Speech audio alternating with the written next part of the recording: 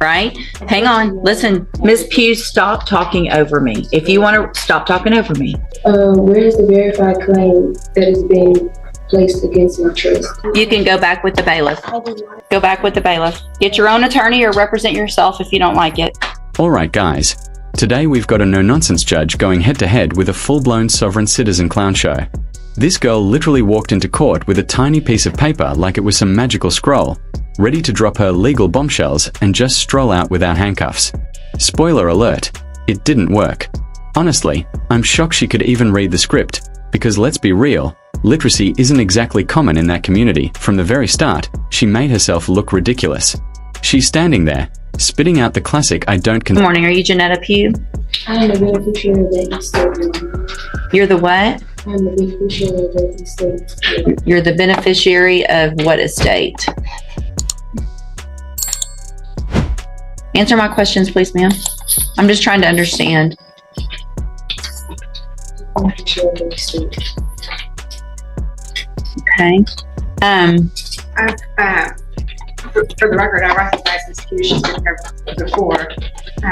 I do as well, for the record. And I looked into Mr. Christopher Wiley. I can't find that person as a practicing lawyer in the state bar page, and I have not been contacted by anybody on Ms. Pugh's behalf.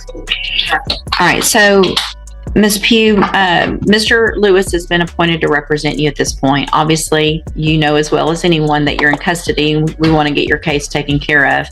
If you've hired or your family has hired another lawyer, then they have to contact the court so that we can do something with your case. And do you know if they've hired someone? Respectfully, Your Honor, I do not agree with your appointed foreign agents, considering that the first duty is to the state and will be considered conflict of interest, Your Honor. Okay, so if you don't want, the only thing I can do, I'm appointing an attorney to you to help you, right? So if you don't want a court-appointed attorney, then your only option, two things. One is to represent yourself or to hire a lawyer. So if you don't like the way it works, then you do something different. So are you, listen to what I'm saying. Are you either going to represent yourself, or are you going to let Mr. Lewis represent you, or are you going to hire someone? Objection, Your Honor. Respectfully, is this a court of record? It is a court of record. So your objection's overruled. Okay. Respectfully, Your Honor, where is the verified claim that is being placed against my trust? It's right here. It's called an indictment. And Mr. Lewis has a copy of it, and he can show it to you. So that would be the verified claim against you. Okay. Your Honor, respectfully, Your Honor, there were writs that was filed to the case that still haven't been received. I've received your petition for writ of habeas corpus, and it's denied. Okay.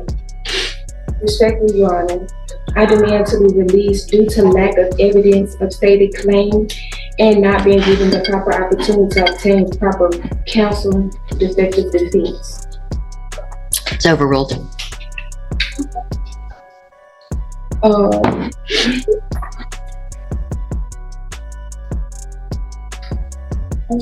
You're running out, aren't you? No, it's fine. Sent nonsense like she just discovered some secret cheat code to real life.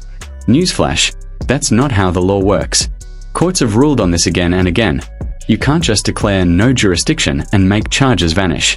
This isn't Harry Potter, it's court. Now, to be fair, she wasn't completely rude. She kept calling the judge Your Honor and even tried to keep it polite, which honestly makes it even sadder. She seems like a sweet enough person, but watching her cling to this nonsense script was straight up embarrassing. You could see her brain working overtime, desperately searching for a comeback that wasn't complete garbage. It was like watching someone try to moonwalk out of a corner when they've got zero rhythm. Total fail, and I have to say, the judge here deserves a medal for patience.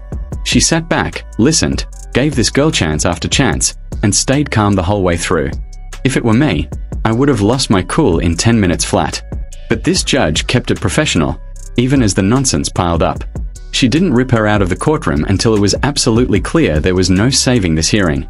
Honestly, that's a solid 10/10 performance from the bench, but it gets better, because this sovereign citizen actually came back for round 2 at a later hearing. Yep, she doubled. Here's the thing, Miss Pugh. I appreciate your position, but listen, Respectfully, Your Honor, Miss Pugh, don't speak over me. Respectfully, Your Honor, for my incarceration. Miss Pugh, just because you say respectfully does not mean that you get to interrupt me. That's disrespectful, right? Hang on. Listen to me. Everything you have there is overruled. And here's one of the reasons why, is because you have a lawyer and your lawyer will file the appropriate motion. You're interrupting me again, which is disrespectful. So I'm going to leave Mr.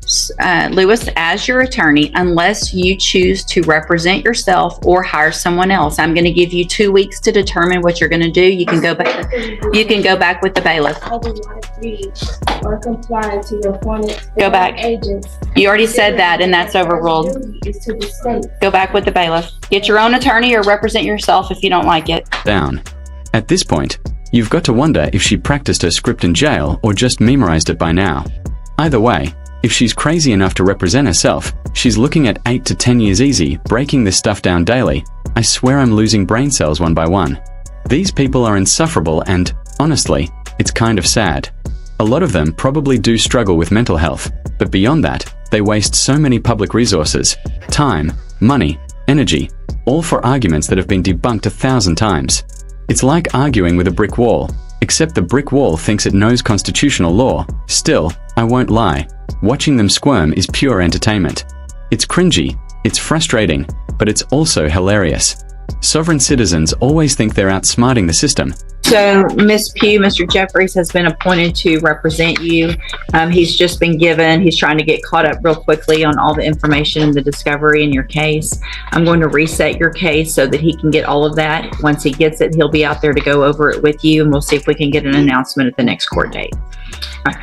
Respectfully, Your Honor, I do not agree to comply with any of your appointed court agents, considering that their first duty is to the state.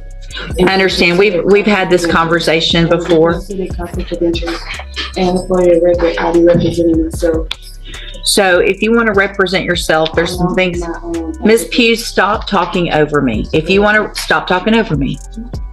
If you want to represent yourself, then there is a process that we have to go through, and we'll do that today if that's what you want to do. We'll get your case set for trial and we'll go forward that way.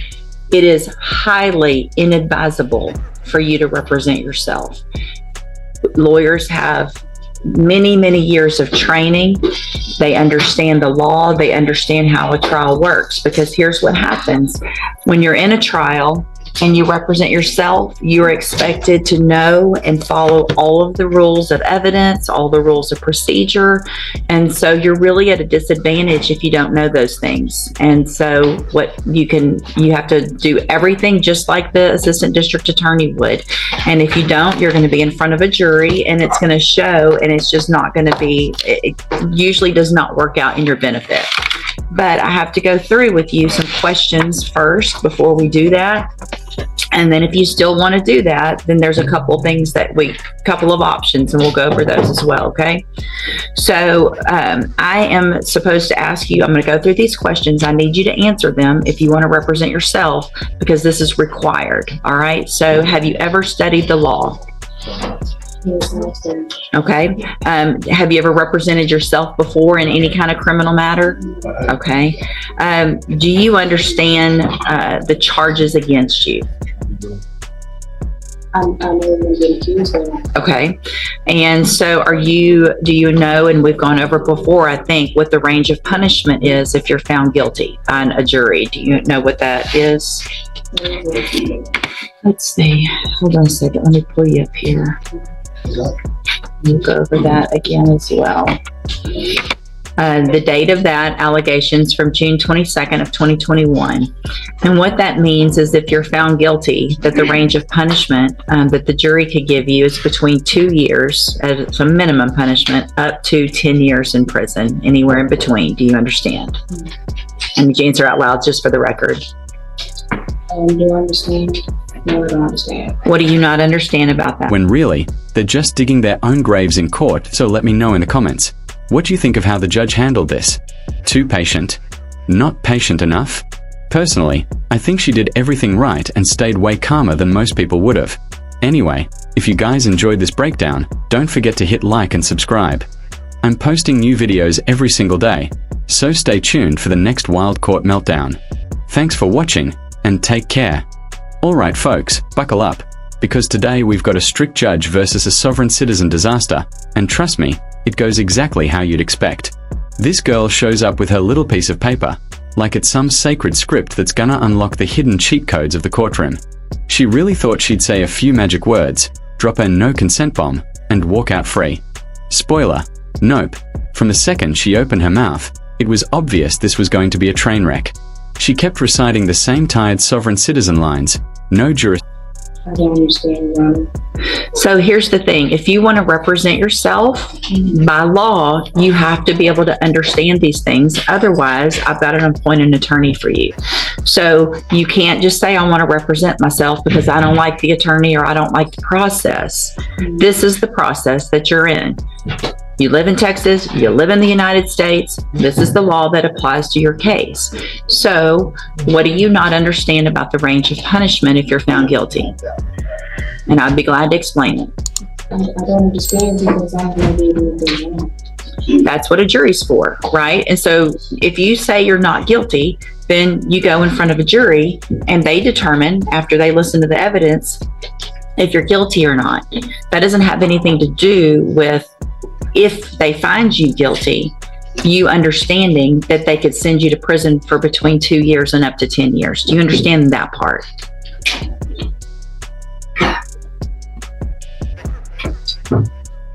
What are you, yes or no? No, you don't understand that.